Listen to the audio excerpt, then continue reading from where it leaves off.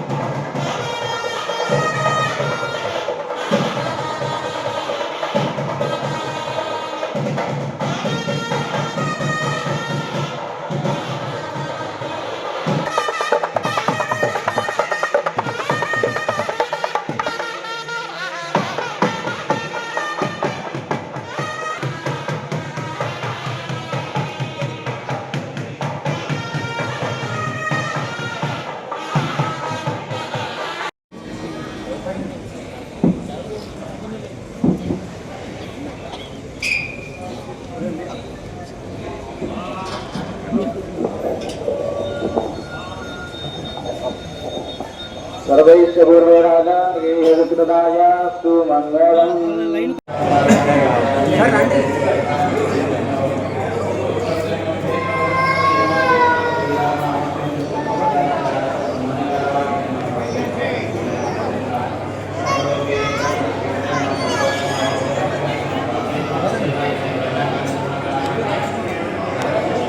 Like చేయండి, share చేయండి, subscribe చేయండి. మరిన్ని వీడియోల కోసం బెల్ సింబల్ పై క్లిక్ చేయండి.